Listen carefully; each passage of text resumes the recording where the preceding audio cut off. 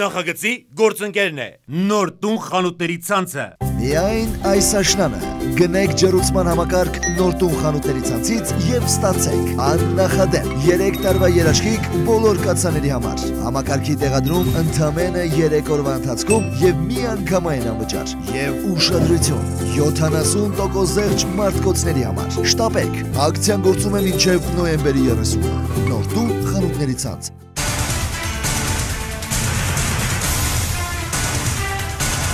Բարի երեկո, ձեզ հետ Սուրանկյունն է, որի առաքելությունը մեր իրականության սուրանկյունները բացահայտելն է։ Հաղորդաշարի արժեքն ամենից առաջ որոշվում է ճշմարիտ բովանդակությամբ, որովհետև մեզ համար կիսաճշմարտությունը ոչինչ շարժ է։ Մեր ստեղծագործական խմբին հատուկ ամեն ինչից առավել էականը եւ ազնիվը բանականությունն է։ 098 80 91 93 հեռախոսահամարին անցած երկուշաբթի ստացված ահազանգերից մեկին չանդրադառնալ չեն կարող։ Խնդիրը 62 ընտանիքի է վերաբերում եւ կարծես փակուղային է։ 1980-ականների վերջին հայ էլեկտրոմեքենա գործարանի պանսիոնատում Ադրբեջանից գաղթած մի քանի ընտանիքի կացարան է տրվել։ Ավելի ուշ որպես բարելավում նույն շենքում կացարան են ստացել նաեւ գործարանի աշխատողները։ Կոմունալ տարրական պայմաններ չունեցող շենքը բնակիչների ջանքերով հոսանքու ջուր է ստացել, գազիֆիկացվել։ Ավելի քան 30 տարի 62 ընտանիք ապրել է համերաշխ ու առանց լուրջ խնդիրների։ Սակայն վերջերս բնակիչների անդորը խաթարվել է բնակարանները դատական ակտերի հարկադիր կատարման ծառայության միջոցով աճուրդով վաճառվելու մասին լուրի պատճառով։ Խնդիրն այն է, որ հայ էլեկտրոմեքենան պետության ու մասնավոր ընկերությունների մեծ պարտքեր ունի։ Դրանք պետք է վճարվեն գործարանի գույքի վաճառքից գոյացած գումարներով։ Ու թեպետ 62 ընտանիք կացարանի օրդեր ու գրանցում ունի, սակայն ավելի քան 30 տարի առաջ ստացած կացարանները չի սեփականաշնորհել ու փաստաթղթերով շենքը գործարանին է պատկանում։ ԴԱԿ-ի առաջին մրցույթը չի կայացել հայտեր չլինելու պատճառով, հայտարարվել է երկրորդը եւ կայանալու պարագայում մարդիկ հայտնվելու են փողոցում։ Շուշանիկ Միրզոյանը մերժվածները տեսանյութում բարձրաձայնում է խնդիրը, չիմանալով որն է ելքը։ Թիվ 10 արհեստագործական դպրոցի նախկին բնակչուհի Տիկին Լենան արդեն 10 օր երեխաների հետ գիշերում է դրսում։ Նոր տնօրենը նրան վտարել է։ Вот здесь я жила, вот это моя բնակելի, որ իմ տղես իրա ձեռներով սարքեց, ես որ դիվտը կա, ամեն ինչով, տեղը, նո, չեն կարողացել պայքարենք իրանց հետ։ Որտեղ եք կներեք։ Вот, я здесь, вот здесь, այս տախտի վրա, որպես մամա, իրանք են միմի բասկաթորի վրա։ Ինձ այս պստիկս կգա, երևի հներ կողքը սաքնում, մեկ փակվում ենք ենեց, որ մեզի կամին չտան։ Խնդրի լուծում չի տեսնում, միայն հրաշքը կփրկի իրենց, ասում է նա։ Աստված բալքիմ ձեր աշկերը բռնի։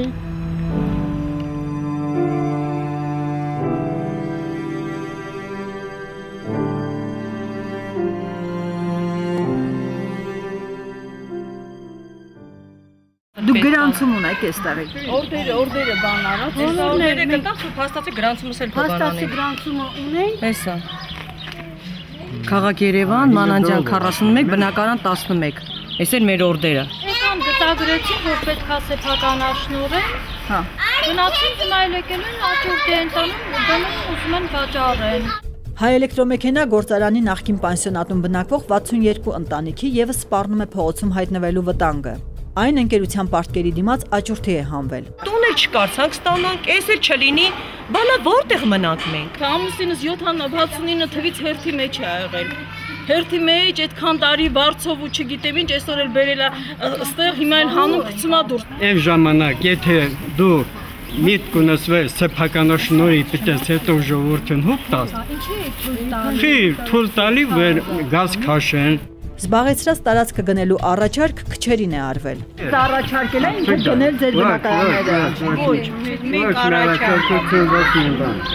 Մեզ չի արվել։ Մի անգամ բան են արել, նիստ են արել, որ քառակուսին $50 ուզում եք ուզեք, չէ, դնում եմ աճուրդի։ Բնակիչների առերևույթ հանգստությունը անհետանում է, երբ զրույցին է միջամտում հարևաններից մեկը։ Իրանք ինձի որպես լիդերի հանեցին, իմ տարածքը մեկուսացվել է։ Ես չեմ մտնում այս մակետի մեջ։ Հետո բնակիչներին մեղադրում սխալ մարտավարության համար եւ ըմբոստության կոչ անում։ Դեմերճանը ձեզի տունա տվե, Սեյրանը ձեզ տուն չի տվե։ Չի տվե։ Վերջացավ, տվեցվել է, փակ բաժնետ իրականի ժամանակը հատվածով։ 35-ից 23%-ով իրանք ակցիաներ են եղել, խաբեցին ժողովրդին, ստացան։ Ուր է այդ ակցիաները, ուր է։ Զավոդը այսօր ինքը վաճառում է։ Ոնց այս մարդուն իր տան մեջ աճուրդի ես անում, այս մարդկանց կանչելու տեղը։ Գնացեք իր տան դեմը կանգնեք։ Նրա խոսքերը ազդում են։ Գործարանի տնօրինությանը հանդիպելու առաջարկը միաձայն հավանության է արժանանում։ Ընդունում են միանգամից ու ասում, որ բնակարանները գնելու առաջարկ բնակիչներին նախկինում արել են։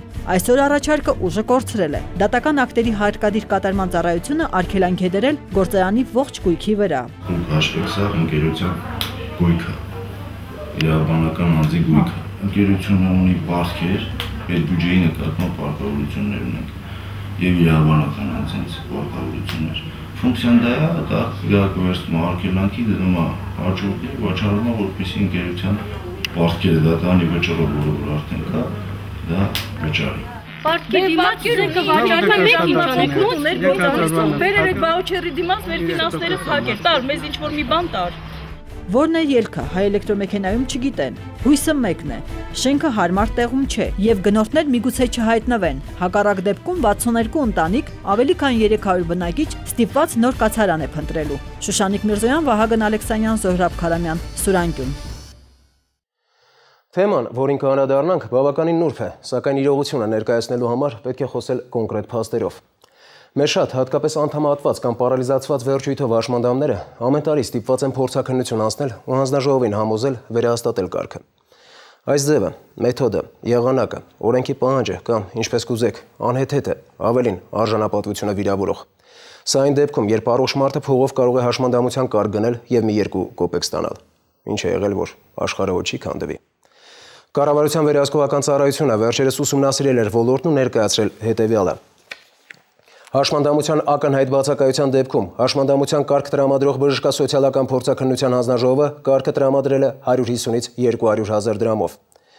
Հաշմանդամության կարգ չստացած իրական հաշմանդամները այդպիսին չեն ճանաչվել պահանջվող գումարները չվճարելու պատճառով։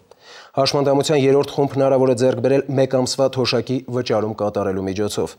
Տարեկան 65,000 քաղաքացի հաշմանդամության կարգ ստանալու համար գումարներ է վճարում։ Խորհրդակցությունից հետո բժշկա սոցիալական փորձաքննական գործակալության պետ Միշա Վանյանը հայտարարել էր, թե իր համար անակնկալ է ոլորտում համատարած կոռուպցիայի փաստը, իսկ ավելի ուշ ազատվեց աշխատանքից։ Պետն ազատվեց, սակայն համակարգը չի ազատվել խնդիրներից։ Կամայական մոտեցումն օրենքի յուրովի մեկնաբանությունը հաշմանդամներին զայրացնում են, ստրեսի առիթ դառնում։ Հերմինե Բաղդասարյանի իրական եւ կեղծ հաշմանդամություն տեսանյութը։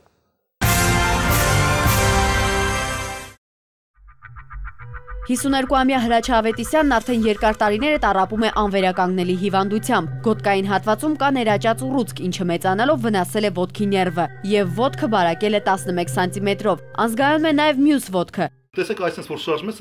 ինքն իրան հելնում ընկնում է, ինքը չկա, չի գործում ոչ մի ձևով։ Գոյություն չունի, ես ոտքս ուղղակի այնքան որ մի կերպ հենվում եմ վրան, բայց ինքը ոտք ներվ չկա, չի աշխատում։ 7 տարի անընդմեջ վերափորձաքննությունից հետո 2008-ին այս փաստերը հաստատել է բժշկա սոցիալական փորձաքննության գործակալությունը ու տվել հաշմանդամության առաջին խմբի անժամկետ կարգ։ Կինը Տիկին Արմենուհին էլ առողջական լուրջ խնդիրներ ունի, ինչը եւս վերահաստատվել է։ Նրան էլ 2006-ից է անժամկետ տրվել երկրորդ կարգի հաշմանդամություն։ Կարող է ես վերքերով գնամ ու խմորի պես ընկնեմ։ Միակ լավ բանը այն է, որ էպիլեպսիկ չեմ։ Ամուսինների խնամակալը 23-ամյա միակ որդին է, որը ժամանակ առաջ անհասկանալի պատճառով Տիկին Արմենուհուն կանչել են վերափորձաքննության ու չգիտես ինչու անժամկետ տրամադրված երկրորդ կարգը փոխարինել երրորդով։ Ասեցին լավ, 2 շաբթի եկեք, եթե չկա առանց ձեզ կկրճատենք, կարգը կիչացնենք։ Եթե անձին հասնում է երկրորդ խումբ, նա միշտ երկրորդ խումբ ստանում է։ Իրանք դիտավորյալ Արմենուհու թղթերը այնպես են դասավորում, որ կարգը իջացնեն, տղայից տանեն բանակ։ Բացի այդ, ամուսինը բողոքել է վարչական դատարանում ու դատը շահել այն փաստերի հիման վրա, որոնք գործակալությունում անամոթաբար կեղծվել են։ Դեռ մի բան էլ գործակալությունը համաձայն չլինելով որոշմանը, աղավաղված փաստաթղթերով դիմել է վերաքննիչ դատարան ու նորից տանուլ տվել։ Այս էջը բոլորը ամբողջապես իրան քսերոքս արած, կցած է գործին։ Մյուս էջի վրա այսքան հատվածը իրանք սևացրել են։ Էպիկրեզների մեջ իրանք շեշտում են չափավորու բառը, որպեսզի համապատասխանեցնեն երրորդ խմբին։ բայց փաստացի ոչ միտեղ գրած չի չափավոր բառը։ Այս անգամ արդարությունը վերականգնելու համար Հրաչյանին են կանչել վերափորձաքննության ու անժամկետ առաջին կարգը ապօրինաբար դարձրել երկրորդ։ Անժամկետ հաշմանդամի վերափորձաքննությունը կատարվում է նրա բժշկասոցիալական փորձաքննության որոշման հիմք հանդիսացող փաստաթղթերում կեղծիք հայտնաբերվելու, հաշմանդամության խմբի որոշման սահմանված կարգի խախտման դեպքերում, ինչպես նաև նրա դիմումի համաձայն կամ դատարանի որոշմամբ։ Հետևաբար, եթե նման փաստեր չեն եղել, ուրեմն նրանց փորձաքննության կանչելն արդեն իսկ կարգի խախտում է։ Սա մեկն է այն բազմաթիվ խնդիրներից, որին բախվում են հաշմանդամները ու մի կողմ թողած առողջական խնդիրները ստիպված են դռնեդուռ ընկնել եւ ամեն անգամ հանձնաժողովի անդամներին ապացուցել, որ իրոք հաշմանդամ են։ Փորձաքննական բաժնի մասնագետները եւ հանձնաժողովի մասնագետները անցկացնում են անձի օբյեկտիվ զննում։ 3 րոպե ճնշում են չափում, սիրտ են չափում, կշռում են, մորջիկով 2 հատ հարվածեցին ծնկներից, աչքի հատակը նայեցին, ասեցին դրսում սպասեք։ Համոզվելու համար, թե ինչպես են աշխատում բժշկասոցիալական փորձաքննության հանձնաժողովները, եղա դրանցից մեկում՝ նյարդաբան, ակնաբույժ, վիրաբույժ եւ բուժքույր։ Սա է մասնագետների այն կազմը, որը զննում է հիվանդին։ Ինչպես եք կարողանում տեղում աչքով զննելով որոշել այդ մարդու վիճակը։ Ճնշում են չափում, տեսքին են նայում, վիրահատության վիճակին են նայում, բարդություններին են նայում, ներկայացրած փաստաթղթերին են նայում։ Հաճախ ունենալով առողջական խնդիրներ եւ դրանք փաստող բժշկական եզրակացություններ, մարդը չի ճանաչվում որպես հաշմանդամ, այն պատճառաբանությամբ, որ ունեցած հիվանդությունը, վնասվածքը կամ խեղումը չեն սահմանափակում հաշմանդամության սահմանման համար անհրաժեշտ կենսագործունեությունը։ Կոնկրետ հիվանդը երկրորդ տարի խումբ չի ստանալու։ Այս տարի չի մար, որտեղ նոր է վիրահատվել, երկրորդ տարի տրվելու է, աստվածելու, եթե իրանից վիճակի վատացում լինի կարող խումբ բարձրանալ։ Հետաքրքիր է, իսկ հանձնաժողովի անդամները ինչպես են որոշում մեկ ոտք կամ ձեռք ունեցող մարդու կենսագործունեության սահմանափակման աստիճանը, հաճախ էլ պրոթեզավորումից հետո կարգը երկրորդից իջեցնում երրորդի։ Մեկ ծայրանդամի ամպուտացիան եւ ծայրատը պրոթեզավորած դա ֆունկցիայի չափավոր խանգարում է։ Եթե ես ունենամ մի հրաշալի սայլակ, որը կարողանա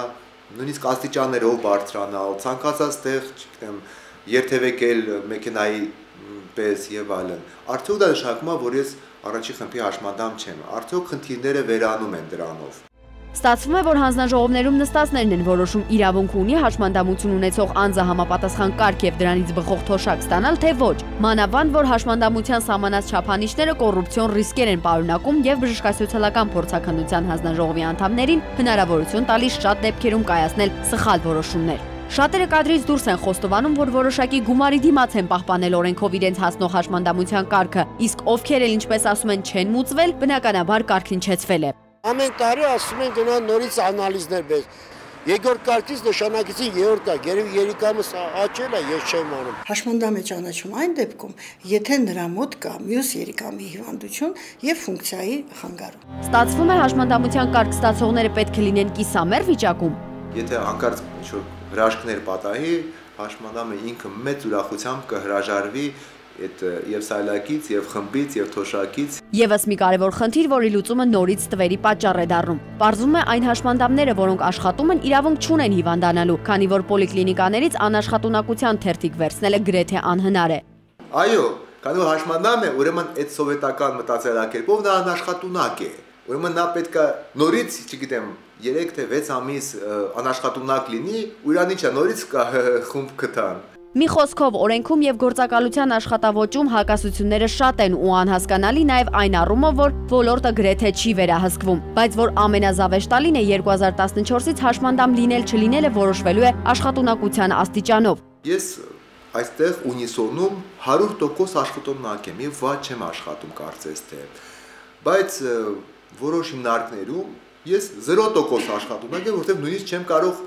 մուտք գործել այդ հիմնարկերը։ Իսկ մինչև փոփոխությունները Ավետիսյան ամուսինները սպասում են ու պայքարելու են իրենց կարգը վերականգնելու համար։ Հակառակ դեպքում դիմելով այս անգամ արդեն վճռաբեկ դատարան։ Հերմինե Բաղդասարյան, Զոհրաբ Քարամյան, Վահագն Ալեքսանյան, Սուրանկյուն։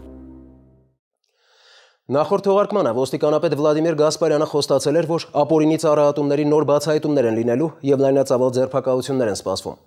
Եվ ահա նոյեմբերի 6-ի լույս 7-ի գիշերը ոստիկանության օպերատիվ միջոցառումների ավելի ստույգ շուրջկալի արդյունքում կանգնեցվել է Բերնի-Բերան փայտով բարձած ավելի քան 50 մեքենա։ Դրանք տեղափոխվել էին Հրազդան մարզադաշտին կից տարածք եւ նույնիսկ ահռելի այդ տարածքում, ինչպես ասում են, խնձոր գցելու տեղ չկար։ Ավելի քան 50 բեռնատար եւ ընդամենը 1 գիշերում։ Ինչ է սա նշանակում։ Սա նշանակում է, որ մեր անտառներում կանաչ տերոր է իրականացվում, որ ծառայատունները համատարած բնույթ են կրում եւ կարեւոր չէ ովքեր են իրականացնում։ Շարքային քաղաքացին, որի համար տունը գազով տաքացնելը ճոխությունը, թե բարձրաստիճան չինովնիկները, որոնց ախորժակը սահման չի ճանաչում։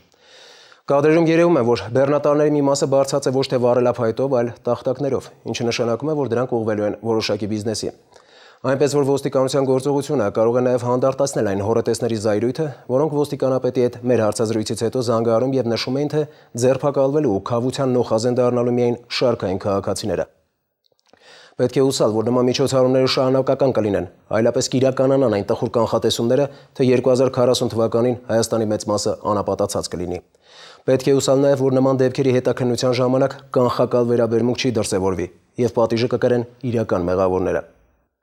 Ինչևէ, Հրազդան մարզադաշտի հարակից տարածք, կարելի ասել դեպքի վայր հասնողներից մեկն էլ եղել է Արմեն Աթալյանը եւ այժմ կներկայացնի արգելված գոտի տեսանյութը։ Նոյեմբերի 6-ի լույս 7-ի գիշերը ոստիկանության մի քանի ստորաբաժանումներ Իջևան-Երևան մայրուղու վրա կանգնեցրել են փայտով բեռնված 50-ից ավել բեռնատարներ։ Նախաքննությունը ցույց կտա, թե այդ փայտը որտեղից է ձեռք բերված եղել եւ ինչ ծառատեսակներ են եղել։ Սրանք բեռնատարների մի մասն է, որոնք հազիվ են տեղավորվում այս մեծ հրապարակում, բայց ամեն ինչ հերթով։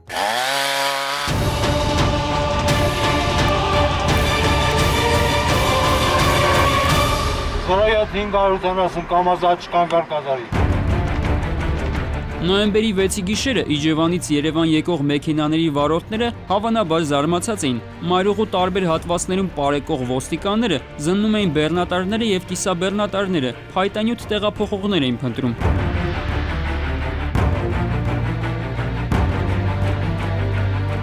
Արդեն հաջորդ օրը մեքենաները վարորդների հետ այս հրապարակում էին։ Բոլոր մեքենաները բեռնված էին հատված ծառերով, որոնցից գրեթե ոչ мեկը չորացած կամ փտած չէր։ Лукоморья больше нет, от дубов простыл и след. Дуб годится на паркет, так ведь нет. Выходили из избы здоровенные жлобы, порубили все дубы на гробы. Բեռնատարներից շատերը բարձված են տախտակով, այսինքն փայտը նախապես վերածվել է շինանյութի։ Սրանով փլուզում է այն միֆը, որ փայտը ձեռք է բերվում հիմնականում տները տաքացնելու համար։ Տեղում արդեն պարզվում են մեքենաների տերերը եւ տեղափոխվում 6-րդ վարչություն, ճշտելու ինչ իրավունքով եւ որտեղից են կտրել ծառերը։ Այս ավտոներից ո՞րն է ձերը։ Այս ծերն է կոննա, արի։ Այս ավտոյի տերը, ով է։ Գնանաց դե ավտոբուս։ Վարորդներից շատերը հավատացնում են, որ բեռի տերը չեն, միայն փոխադրում են մի վայրից մյուսը։ Դե պարզ է, եթե նման չափի ծառեր, ժողովրդի լեզվով ասած ապաշխյարա կտրեին հենց այս մարդիկ, անտառապետները նրանց ուղղակի կքառատեին։ Փայտի տերերը հաստատ լավ մեջք ունեն, որոնց հուսով ենք ոստիկաններն արագ կբացահայտեն։ Ես այլևս չեմ հանդուրժելու խոսակցությունները, որ այս ինչ տեղը, այս ծառահատումների թիկունքին կանգնած է այս ինչ պաշտոնյան։ Մաքրեք մեր ոստիկանության վրայից այդ անունը, մենք տանիքներ չենք, մենք ոստիկաններ ենք։ Մի հատ գովելի բար չի հնչում ես TV-ով ու բանով, սա հանցադարձ է, բայց մարդկանց ոնց պետք է ոգևորենք, որ իրանք աշխատեն, ասես նադայլ զզվել են։ Մեր մեջ կան նաև խուժաններ գողել, ոնց որ ամեն տեղ։ Հայ անտառի գլխավոր անտառապետը նյարդայնացած է։ Բոլորն, ինչպես ասում են, քլնգում են իրենց, այնինչ իրենք պետական այլ կառույցների հետ այս տարվա ընթացքում շուրջ 1000 ապօրինի հատված ծառ են հայտնաբերել ու ակտավորել։ Կարևորը նա է, որ նաև իրավապահ մարմինները մեզ սկսում են օգնել։ Եվ դա որ լինի ավելի հաճախ եւ ավելի եւ մենք շատ ավելի ուրախ կլինենք, որ ապօրինությունները պակասեն։ Մյուս կողմից անտառապետը չի բացառում, որ կանգնեցված բեռնատարների փայտը օրինական լիներ։ Իրենք թույլ են տալիս հատել առողջ ծառեր։ Հատումներ ունենք, որ ոչ թե միայն չորը եւ բանը պետք է կտրվի, այսինքն խնամքի հատումներ են։ Նաեւ պետք է լավ ծառը կտրի, որը խանգարում է մյուս լավ ծառի։ Մեր հատումների կեսը խնամքի հատումներ են։ Հասկանալի չէ, թե ինչու են թույլ տալիս հատել առողջ ծառեր, եթե անտառապետն է խոստովանում, որ նոր ծառ աճեցնելու համար տասնյակ տարիներ են պետք։ Լավ տնում ենք, նաև աճեցնում ենք, բայց տնկելուն ցավոք սրտի ու աճեցնելուն 80 տարի է պետք, կտրելուն մի րոպե։ Բա ես էդ եմ ասում։ Դու որ ասում ես դա հարցի լուծումն է, որ սա որ ասենք, ինչի է կտրվում, ինչի է կտրվում, որովհետև այդ պահանջարկը կա։ Հազար մի բանի պահանջարկ կա։ Մյուս կողմից, եթե նույնիսկ մարդիկ, ասենք, մեկ ծառ հատելու թույլտվություն են ունենում, հատում են մի քանիսը, հետո մեկի թղթով սղացնում են անօրինական հատվածները։ Կահույքագործներն այս թեմային լավատեղյակ են։ Այսօր 4 կուբամետր ենք ուզում, կեսին թուղթ է տալի լես խոզը, բայց այն կեսին արդեն չի տալու։ Գազելի կուզով պատկերացրու, դե մի մասը տախտա կա շարում, հետևը ոնց որ մերկուրը ցախ վառելիք։ Ոնց որ դրա տակ թղթով գալիս է չոտքի ապրանքը։ Հայկական ծառատեսակներից չամն ու հաճարն է հիմնականում օգտագործվում կահույքի արտադրության մեջ։ Երկուսից էլ ապօրինի հատում են, պահանջարկ միշտ էլ կա։ Տախտակի թուղթ ոչ մեկ չի տալիս։ Որպես տախտագործում է, թե բերում են ցախի թղթով են բերում, վառելիքի թղթով։ Այդ ինձ պոստերին վարելով գալիս է սողում։ Ստենա որ 5 էլ է, ոնց ունի կարում է, ասենք առանց թղթի, խոսքի մարդը կամազով բերում արգավան։ 20 քանի կուբամետր պատկերացնում կանտեր կամազը։ Հայաստանի գլխավոր անտառապետը համոզում է, որ թույլատրելի հատումները չեն ազդում անտառների ծավալի վրա, թե հեկտարներով անտառ են տնկում եւ այդ հարցում համագործակցում են միջազգային կառույցների հետ։ Անտառի ազգային ծրագրով մենք պետք է 5000 հեկտար տարեկան հիմնադրենք։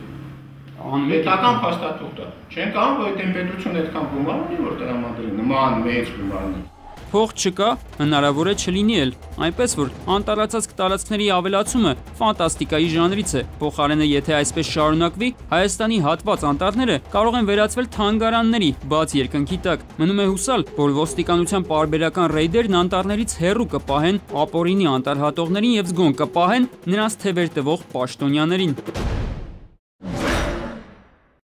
Տեսանյութի պատրաստման ընթացքում տեղեկացանք, որ ոստիկանապետ Վլադիմիր Գասպարյանի հրամանով աշխատանքից ազատվել են համակարգի մի շարք աշխատակիցներ, այդ թվում բարձրաստիճան ոստիկաններ, մասնավորապես Իջևանի ոստիկանապետ գնդապետ Ստեփան Մելքոնյանը, Տավուշի մազային վարչության ծառայության պետ Ահարոն Փաշինյանը եւ Դիլիջանի բաժնի ձերբակալվածների պահելու վայրի պետ Հայկ Ներկարարյանը։ Կատարվելու է ծառայական քննություն ու ծառայական քննության արդյունքում եթե հանցակազմի հատկանիշներ կլինի, որ իմացեք, որ կգնա հատուկ քննչական ծառայություն։ Որտեղ խոսքը ընդեմ վերաբերում է շնորհակալություն կրակ այդ գյուղացու պատժելու կամ նեղություն տալու, բացարձակ դες նպատակ չունի։ Շատ լավ գիտեք ինչի մասին է խոսքը։ Հետևում կանոնած մարդիկ, որ այդ նույն գյուղացիներին 3 շաբաթ աշխատացնում են 1000 դրամ են տալիս, իսկ իրանք տաներ են սարքում, ռեստորանային օբյեկտներն էլ հետ են։ Արմեն Աթելյան, Վահագն Ալեքսանյան, Զոհրաբ Քարամյան, Սուրանկյուն։ Արդարադատության համակարգի անկատարության մասին շատ է խոսվել։ Մենք նույնպես անդրադարձել ենք դեպքերի, երբ համակարգում որևէ կառույց, անտեսելով իրավական այս կամ այն նորմ օրենքը, կայացրել է կամայական որոշում, ինչի պատճառով ամբաստանվել է անմեղ մարդը եւ այսպես շարունակ։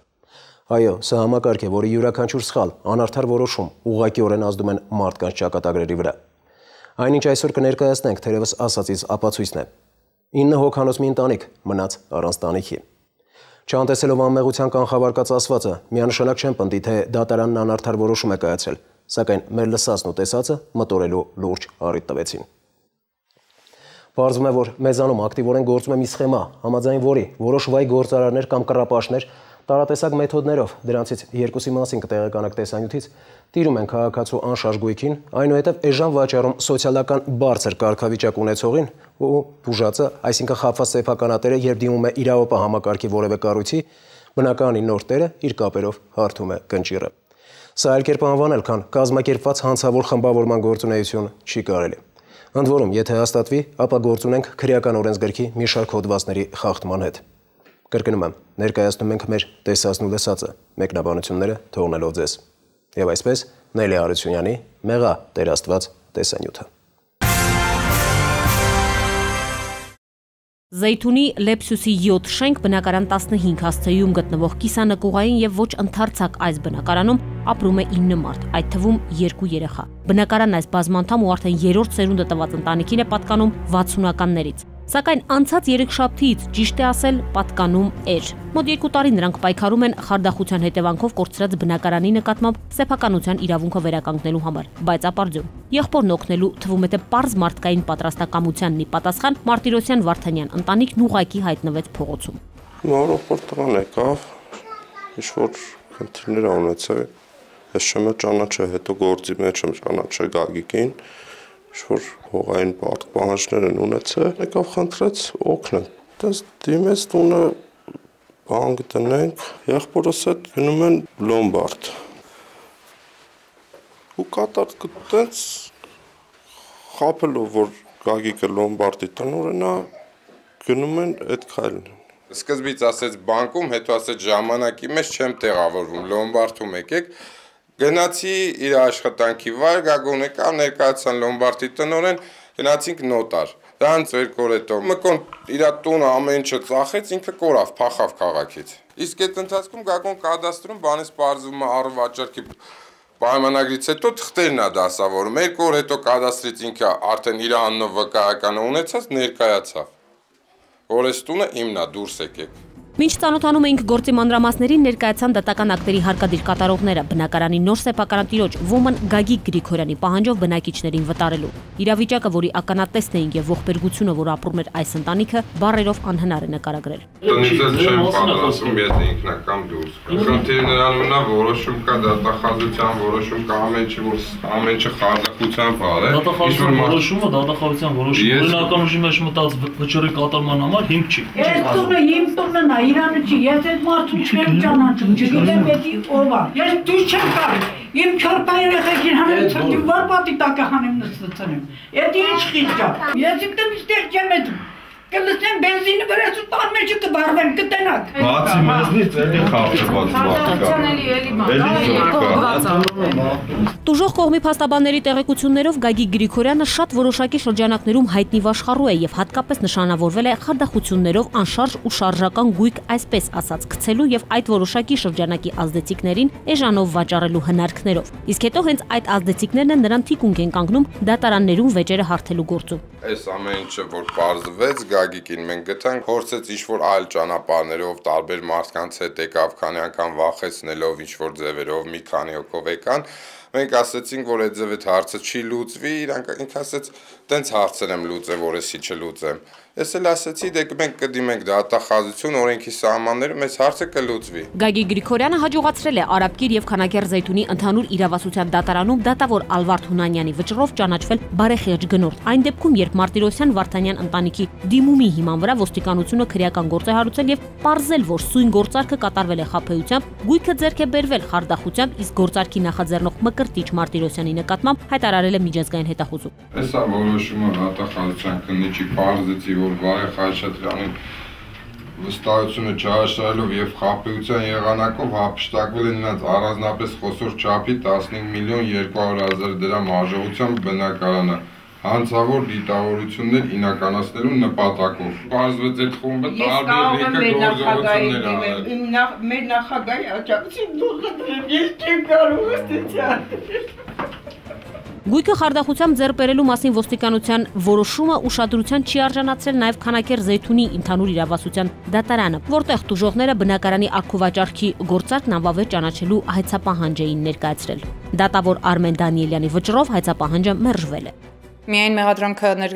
ներառված է եղել Մկրտիչ Մարտիրոսյանի վերաբերյալ, իսկ Գագիկ Գրիգորյանի վերաբերյալ ոչինչ նշված չէր։ Գործարքն անվավեր չճանաչելու վճիռն այժմ բողոքարկվում է վերաքննիչում, որտեղ հայցվոր կողմը մտադիր է նոր փաստերով ապացուցել հանցակազմի առկայությունը։ Իսկ մինչ այդ վիճահարույց բնակարանի արդեն վտարված բնակիչները հայտնի չէ ինչ ժամկետով տեղավորվել են ծանոթ ու բարեկամների տներում։ Քոտովուլ են ազիզը թաղեմ, որի մեր եղեքին այսօրը գծել, իրա խարդախը գերների հետ, ես հեսա իմ վեշը առնում եմ գամ ձեր տուն։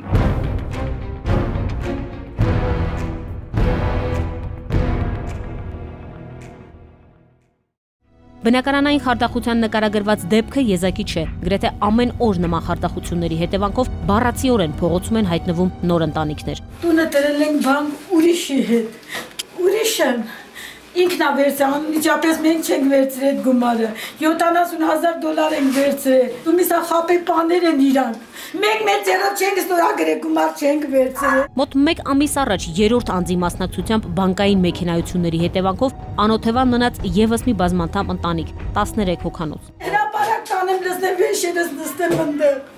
Հրապարակը հետո։ Բնակարանային խարդախությունների մասին վիճակագրություն չկա, սակայն առանց այդ էլ հասկանալի է, որ հատկապես վարկային շուկայի աշխուժացմանը զուգահեռ դրանք ակնհայտորեն աճել են։ Ու եթե իրավական դաշտում չի հաջողվում խնդիրը լուծել, մնում է միայն դասեր քաղել կատարվածից ու տիպիկ հայկական վստահության տիրույթը էապես սեղմել։ Թեև դասեր քաղելն այլևս իզորու չի լինելու փոխել սեփական տանիքից ապօրինաբար զրկված մարդկանց ճակատագիրը։ Այդ ուժը միայն արդարադատության ձեռքում է։ Նելի Հարությունյան, Զոհրաբ Քարամյան, Վահագն Ալեքսանյան, Սուրանկյուն։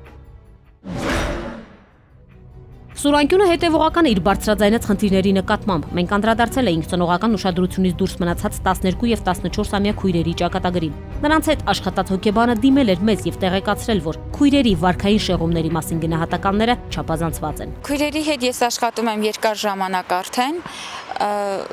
Իրոք իրենք ունեն որոշակի վարքային խնդիրներ, զուտ նրանից ելնելով, որ դեռահասության տարիքն է եւ անցումային շրջան է, բայց բարոյական նորմերը չեն անցնում։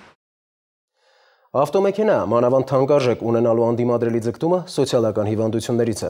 Բնակչության մեկ շնչին ընկնող թանկ ու շքեղ ավտոմեքենաների թվով կարող ենք մրցել զարգացած շատ երկրների հետ։ Պարահոգեբանների կարծիքով թանկ մեքենաների նկատմամբ տարերային հակվածությունը պայմանավորված է աղքատության եւ փակ դռների նկատմամբ վախերով։ Պատկերավոր ասած, սոցիալական դժվարությունների եւ մերժվածության մասին պատանեկան հիշողությունները մարդկանց մղում են պաշտպանվել մեծ ու թանկ մեքենաներում։ Մշակութաբանների պնդմամբ մեծ մեքենաների առատությունը գավառամտության արտահայտություն է։ Գյուղական անարդ ճանապարհներով սար բարձրանալու եւ բերքը դաշտերից շուկա տանելու համար մեծ մեքենան ավելի հարմար է։ Այս ամենի հետ համաձայն չեն իրատեսները, որոնց կարծիքով մեքենա ունենալու հիմնական մղումը ոտքերը գետնից կտրելու, այլ կերպ ասած երկրի ծանրության ուժը հաղթահարելու, դժոխային արագությամբ տեղաշարժվելու, շարժման ժամանակը կրճատելու մարդկային պարզ երազանքն է, որն առաջին անգամ իրականություն դարձավ, երբ մարդը ձիեծեց։ Այդ օրից ձին, իսկ հիմա մեքենան մուրազ են խորհրդանշում։ Շատերին, որոնք ձգտում են մեքենա ունենալ, թվում է, թե մեքենա ունենալուց հետո իրականանալու են նաև մյուս երազանքները։ Ուստի հեռատեսները վարորդական իրավունքը ձեռք են բերում նախապես, որպեսզի պատրաստ լինեն ճակատագրի հաճելի անակնկալներին։ Հայաստանում 2012-ին նախորդ տարվա համեմատ մոտ 50%-ով ավելացել են մեքենա վարելու իրավունք ստացածները։ Գևորգ Էմինտերյանի հերթական պամֆլետը նվիրված է նրանց, ովքեր մեքենա չունեն եւ ոչ էլ բավարար գումար գնելու համար, բայց ունեն վարորդական իրավունք եւ մեքենա ունենալու մեծ երազանք։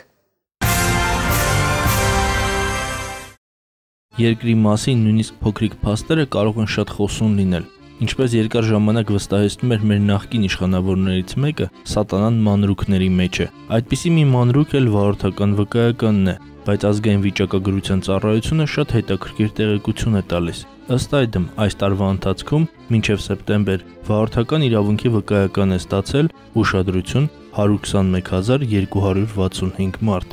Սա իհարկե մի չնչին փաստ է դեպի համաշխարհային նոր նվաճումների պատրաստվող մեր ազգի համար, բայց փաստ է։ Մի կողմից այն նշանակում է, որ ստվերային տնտեսությունից բացի Հայաստանում առկա է նաև ստվերային բարեկեցություն, որը պաշտոնական վիճակագրություններից դուրս է մնում։ Ինչպես խորհրդային տարիներին, ասենք 200 ռուբլի ստացող հայ մարդն անում էր մի քանի անգամ ավելի շատ ծախս։ Աշխատավարձդ ինչքան է, տղա ջան։ Դա ինչ կապ ունի արտավարձածը։ Բա դու կողմնակ եկամուտ բան չունես։ Եվ հայ ժողովուրդը շարունակեց ապրել հին տրամաբանությամբ։ Փող չի մտնում, բայց դուրս է գալիս։ Ուշագրավ է, որ վարորդական վկայական ստացողների թիվը մոտ 50,000-ով ավել է մեքենա ձեռք բերողների թվից, ու ստացվում է, որ հատկապես այդ 50,000 հայերը ռոմանտիկորեն հավատում են Հայաստանի կամ մասնավորապես իրենց ապագային, բայց կարելի է այդ թիվը այլ կերպ էլ մեկնաբանել։ Դրանք այն ընդդիմադիրներն են, որ այնքան են հավատացել առաջնորդների առաջիկա իշխանափոխության մասին խոստում երդումներին, որ հետո ավելորդ ժամանակ չկորցնելու համար նախորոք ստացել են իրենց վարորդական վկայականը մի քանի ամսից օրինապաշտ իշխանավոր դառնալու համար։ Կարելի է ենթադրել, որ առաջիկայում իրենց ավտոմեքենայի ղեկին տեսնողների մեջ կան նաև այնպիսիները, որ հանձին վարորդական իրավունքի տեսնում են պատահաբար գտնված այն նալը, որից հետո պետք է ասել՝ մնաց ձին գտնեմ։ Զուտ տեսականորեն կարելի էր կարծել, թե գուցե այս 121265-ը մեր մեջ ապրող այն արիացիներն են, որ պատրաստվում են ավել ժամանակ չկորցնելու համար ավտոմեքենաներով նվաճել աշխարհը, բայց ցավոք, այն փաստը, որ միայն 408 մարդ է միջազգային վարորդական վկայական ստացել, հուշում է, որ մնացած 121265 արիացիները արշավելու են բացառապես Հայաստանի ներսում։ Ճիշտ է, Հայաստանը դառնում է երկիր անիվների վրա։ Ճիշտ է, Երևանի փողոցները գնալով ավելի են նմանվում Կիլկիի պահածոյատուփին, բայց անհնար է սպանել հայ մարդու ավտոմեքենա ունենալու դարերի խորքից եկող երազանքը։ Գևորգ Մինտերյան, Սուրանկյուն։ Եթե անցած շաբաթ պատմում ենք, թե կարճ ժամանակում քանի ավտովթար է տեղի ունեցել մայրուղիների հարևանությամբ անցնող գազատարների մոտ, նույնիսկ երկու դեպքում մեքենաները մխրճվել են գազատարի մեջ, այս անգամ կներկայացնենք, թե քանի օրում քանի մեքենա է գլորվել ձորը։ Ու եթե ամեն շաբաթ արձանագրվի, այսպես ասեմ, ժանրային նույն ուղղվածության մի քանի վթար, թերևս Շամշյանի տեսանյութերի վերնագրերի համար շատ ժամանակ չի պահանջվի։ Իսկ ավելի լուրջ, ինչպես ձայնում է ժողովրդական ասացվածքը, մեքենան արագ են վարում միայն այն ժամանակ, երբ վտանգ է սպառնում։ Եթե սա ականջին օղաներ Աբովյան քաղաքի ԴՀԿ աշխատակից 30-ամյա Սոս Ավագյանը հնարավոր կլիներ խուսափել դաժան վթարից, ինչի հետևանքով մի կողմից որփացավ մի ամբողջ ընտանիք, իսկ մյուս կողմից անասելի դժվարացել էր փրկարարների աշխատանքը, որոնցից ժամերը պահանջվել մոտ 300 մետր խորությամբ ձորից մեքենան դուրս բերելու համար։ Կադրերն առավել քան խոսուն են։ Իսկ գավառում թվում է էքշն ժանրի ֆիլմ էր նկարանվում, երբ իրար չզիջելու հետևանքով կողմերից մեկը հայտնվել է հիվանդանոցի վերակենդանացման բաժանմունքում, իսկ մյուսը ձերբակալվել։ Ընդ որում այս պատմության մեջ առկա է կլանային խմբավորումների միջև դասական պայքարին հատուկ վենդետայի, այլ կերպ արյան վրեժի պահը։ Մի խոսքով թող պատմի Գագիկ Շամշյանը։ Ժողովուրդ ջան, ինչքան սուտի գրանդակերները քննարկումներ ու սեմինարներ կազմակերպեն, թե ինչպես ճանապարհատրանսպորտային պատահարների դեմն առնեն, միևնույնն է, այդ ամենը ժողովրդի լեզվով ասած տրֆսա։ Ավելին, երբ ճանապարհային ոստիկանները գյուղական համայնքներում ռեյդ են անում, ոստափ վիճակում վարորդների հայտնաբերելու համար, ապա այդ նույն գրանդակերները Արթին Պապի օրինակով մի ամբողջ մեմուար են գրում հանրապետության նախագահին։ Իհարկե, չմոռանալով դրա հետ մեկտեղ արհեստական շոու կազմակերպել։ Իսկ ինչու սկսեցի գյուղական համայնքներից, որովհետև այս մեկ շաբաթում դարել էի ձորի Միրոն։ Շամշան ջան, աչքիս ես դիլիջանի պավարոդների վրա կամ պոст դնես, կամ մի կամերա տաս մեզ, նկարենք ու ուղարկենք քեզ։ Հերթական ահազանգողը դիլիջանի ոլորաններում եգիպտացորեն վաճառող ծանոթս էր։ Այս մեր ժողովուրդը իրոք վերջն է։ Երբ դիլիջանի ոլորանների ճանապարհները անբարեկարգ են եւ հսկայական խրամատներով շրջապատված, բողոքում են, թե նման պայմաններում հնարավոր չէ վարել։ Բայց արի ու տես, որ բարեկարգումից հետո վթարների թիվն ավելացավ, ու ոչ թե շինարարների, այլ մարզային իշխանությունների մեղքով։ Գովելի է, որ կատարվածը որակյալ է, բայց որ չկան նշաններն ու բետոնե արգելապատնեշները, ապա կատարված աշխատանքները ջուրն անգնում, ինչպես որ նոյեմբերի 2-ի դեպքը, երբ ուսանողները մի կերպ մազապուրց եղան։ Իջևանցի 22-ամյա Վազգեն Հակոբյանը Audi A4 մակնիշի մեքենայով գլխկոնձի տալիս հենց այն տեղում, որտեղ միայն այս տարի 5 դեպք եմ նկարել։ Արդյունքում վարորդն ու երկու ուղևորը տեղափոխվում են հիվանդանոց։ Իսկ արդեն առավոտյան հայ գայի, հայ կրան, հայ ապա, հայ տրոստո, հայ էլ ինչ ասես, մեքենան հազիվ ձորից դուրս բերին։ Հավաքվածներն էլ կատակում են, թե մեքենաները ձորն ընկնելուց անտառը խուզել են, խուզել հոչի թրաշել են, թրաշել։ Առանց տորմուզի չելա, եկել ընկելստե։ Ընկել ու կուկուրուզիա կոչկվել։ Ընկել ու կուկուրուզիա կոչկվել։ Միակ ուրախալին էն է, որ վթարներից հետո պսակներ չտեղադրվեցին։ Այնուհանդերձ, եթե պատկան մարմինները ուշացնեն բետոնե արգելապատնեշների տեղադրումը, չի բացառում, որ հաջորդ անգամ պսակ տեղադրվի։ Կտրուկ շրջադարձակ, գալիս էր ու չետ էր, գալիս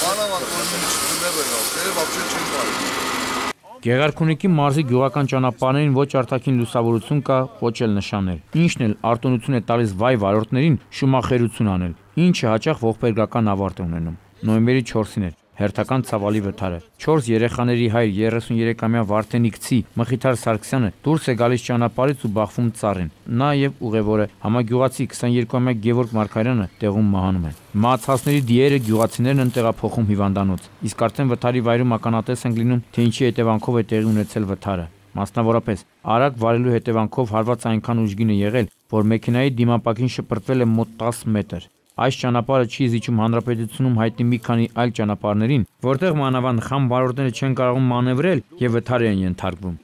Իդեպ, սա այն ճանապարհահատվածն է, որտեղ ժամանակին հերթական վթարի հետևանքով մահացել էին 5 հոգի, ու դրա մասին հանրությանը տեղեկացրել ենք։ Եվ այն եւ այս դեպքում անեթեթ մայրի պատճառը բարձր արագությունն էր։ ցույց տվեք ստեղ շրջադարձ, ինչ ցույց տվեք ինչ-որ խնդիր։ Ցույց տվեք։ Չկա, չէ՞ ուղիղ ճանապարհին է։ Այս մարդիկը ընկել են ինքին հետևից, էլի արագությունը գերազանցել, կարող է մի բաժակել գինի խմել կամ արա։ Վերջ։ Այս չէր արծում։ Քյարքի ոլորաններում տարեստարի ավելանում են խաչքարերն ու պսակները։ Դրանք տեղադրվում են հերթական մահվան ելքով վթարից հետո։ Բարեբախտաբար, նոյեմբերի 7-ի ավտովթարը մահվան ելքով չէր։ Մարտունի քաղաքի բնակիչ Անատ Ձեռներեց 59-ամյա Սամվել Ավագյանը Դոջ մակնիշի մեքենայով պատկերացնում եք մոտ 200 մետր գլորվում է Քյարքի ձորը, իսկ հետո ինքը իր խոդով ձորից դուրս է գալիս ու արդեն ասֆալտին բժժում ու ընկնում գետին։ Մինչ ուշագնաց լինելը կատարվածի մասին հասցնում է տեղեկացնել համապատասխան մարմիններին։ Այս մեր Անատ Ձեռներեցը տեղափոխվում է հիվանդանոց։ Իզգայի տղերքն ու Արարատի ոստիկանները մի ամբողջ գիշեր հսկում էին Դոջին ու լուսաբացին հատուկ տեխնիկայի միջոցով դուրս բերեցին ձորից։ Հարակից բնակավայրի բնակիչները նշում են, թե ինչքան ֆիրմա ավտո կա, որոնց շոֆերները խամություն են անում, այս զորն է ընդունում, ակտավորում ու ճամփում։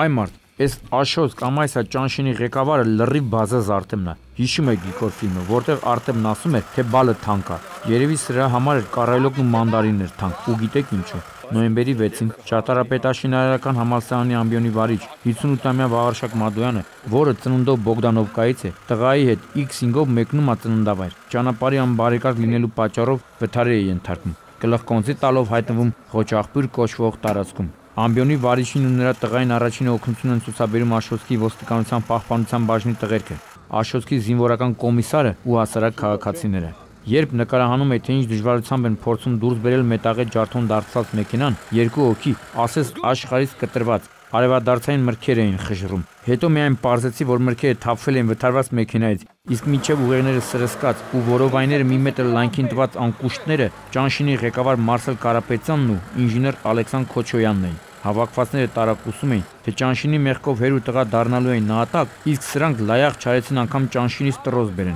Հավաքվածները հարցնում էին, թե կարան սրանք արդյոք Մարսեն վթարի ենթարկվածների գնաց միրգը, ու իրենք էլ պատասխանում էին։ Մարսելը սենց բաներ է Մարսել, ասֆալտի բալգարկա է, գոնե այս վթարից հետո փոսերը լցնեն։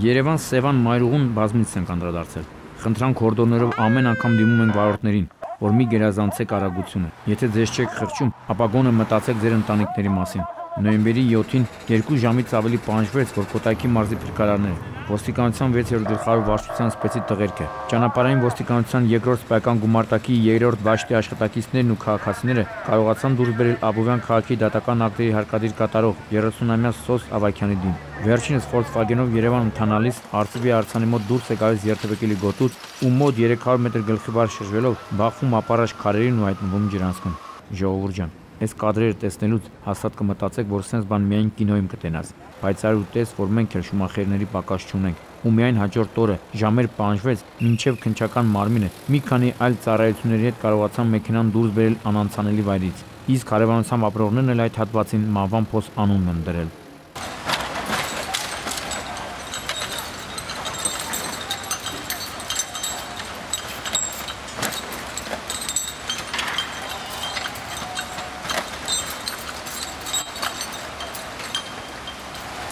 Այ մարդ, այս Քյավառցի կամ մի կաթիլ մեղր են կարդում, կամ էլ մի կաթիլ մեղրի պատմություն են մոգոնում։ Այն որ իրար չզիջելու կամ դիդիտ տալուց հետո մի լավ կոնծած Քյավառցի կդառնան Գինեսի գրքի դափնեկիր, այդ վերջն է։ Նոյեմբերի 5-ին Որովայնի առաջնային պատի կտրած ցակած թափանցիկ վերքեր, Պարանոցի առաջնային մակերեսի կտրած ցակած վերք արտաքին լծային երակի վնասումով, աջ վերին վերջույթի դաստակի միջային մակերեսի կտրած վերք մարմնական վնասվածքով, Գավառի հիվանդանոց է տեղափոխում 36-ամյա Կարեն Զազյանը, մի խոսքով կիսամեռ վիճակում։ Հիվանդանոց մեկնած Գավառի ոստիկաններին, Գավառի ոստիկանապետ Կարեն Նիկոլյանի գլխավորությամբ Զազյանի հարազատները սկսում են Գյուլնաց տատու հեքիաթները պատմել, թե վայր ընկնելու հետևանքով է եղել։ Այ քեզ հիմնավորում, տենց ընկնել, որ միանգամից այդքան չալաղաշ վնասվածքներ լինեն։ Բայց արուտես, որ այս Քյավառա միլիցեկը շուտ բանից են անցել հեքիաթների կուրսերը։ Տղերքը կես ժամում օպերատիվ տվյալներով սկսում են մի իսկական ծիծակ համարների որս։ Հաշված րոպեների ընթացքում ոստիկանության Գավառի բաժին են տեղափոխվում տարբեր մակնիշի նույն համարանիշներով 5 մեքենա։ Պարզվում է, որ վիճաբանությունը տեղի ունենում Կարեն Զազյանի, որն աշխատում է Գեղարքունիքի մարզպետարանի կրթության, սպորտի եւ երիտասարդության վարչությունում որպես ավագ մասնագետ եւ 31-ամյա Գևորգ Մելքոնյանի միջև։ Վիճաբանությանը միանում է նաեւ Կարենի եղբայրը, ու այդ ժամանակ Գևորգը դանակով հարվածում է Կարենին, որից հետո հնչում են կրակոցներ։ Գևորգ չես փոշման է։ Ինչ է, որ փոշման ես բան չէ։ Իրանք են խփել ձեր աչքին։ Չեմ, շոկ եմ չէ։ Կարենը տեղափոխվում է հիվանդանոց։ Իսկ նրա եղբայրը Մերսեդեսով փորձում է հետապնդել Գևորգին։ Ու քանի որ նա տեղեկացված է լինում, որ Գևորգը սպիտակ Նիվայով է, նկատում է, որ հանդիպակաց Նիվայ է գալիս, եւ մտածել է, որ էտա որկա դուրս է գալիս հանդիպակաց գոտի, բախվում Նիվային, որն էլ գլխիվայր շրջվում է։ Իսկ վարորդը, որն ընդհանրապես կապ չունեցել տեղի ունեցածի հետ, տեղափոխվում է հիվանդանոց։ Քննությամբ կպարզի դեպքի հանգամանքները։ Ոստիկանների հայտնաբերած դանակն ու գազային ատրճանակը ուղարկվել է փորձաքննության։ Իսկ 91-111 համարանիշներով մեքենաները դեռ երկար ժամանակ կթթվեն Գավառի ոստիկանության տուգանային հրապարակում։ Տեսակ չէ ժողովուրդ ջան, որ մի քանի մարզերում եւ վարորդների եւ տեղական իշխանիկների քար անտարբերության հետևանքով ողբերգական դեպքեր գրանցվեցին։ Իսկ Ճանշինի Աշոց կամ Այսայի պատասխանատուները վթարի վայրում օգնելու փոխարեն տուժասների մեքենայից թափված կառայլոկն էին համտեսում ու ձեռի հետ էլ ինձ հանդիմանում թեխի ես նկարչությամբ զբաղվում։ Առաջիկայում ձմեռ է եւ Ճանշիների թիվ 1 խնդիրն է ճանապարհները ժամանակին մաքրել ձնից, այլ ոչ թե պորտաբույծի նման տուժասների միրգը կուլ տալ։ Եթե թերացակ աշխատանքներում ու խապեցիք, թե այսքան տոննա աղ ու ավազ եք ցանել, բայց իրականում ոչինչ արած չլինեք, հաստատ ձեզ կուլ կտա ֆոտոխցիկս։ Գագիկ Շամշյան, Սուրանկյուն։ Դե ինչ, եղեք առողջ հոգով, մտքով, մարմնով եւ արդար։ Ու հիշեք, առողջությունը թանկ է հարստությունից, իսկ արդարությունը բարձրագույն է բոլոր առաքինություններից։ Մի քանի րոպեից առաջարկում եմ դիտել նաև հերթապամասի կիրակնօրյա ամփոփիչ թողարկումը, որում մի շարք աղմկառույց գործերի վերաբերյալ բացահայտումներ են լինելու։ Իսկ մենք կհանդիպենք նոյեմբերի 18-ին ժամը 22-ին։ Բարին ընդ ձեզ։ Նախագծի գործընկերն է նոր տուն խանութների ցանցը։ Միայն այս աշնանը գնեք ջեռուցման համակարգ նոր տուն խանութների ցանցից եւ ստացեք աննախադեպ 3 տարվա երաշխիք բոլոր կացաների համար։ Համակարգի տեղադրում ընդամենը 3 օրվա ընթացքում եւ միանգամայն անվճար եւ ուշադրություն 70% զեղչ մարտկոցների համար։ Շտապեք, ակցիան գործում է մինչեւ նոյեմբերի 30-ը։ Նոր տուն խանութների ցանց։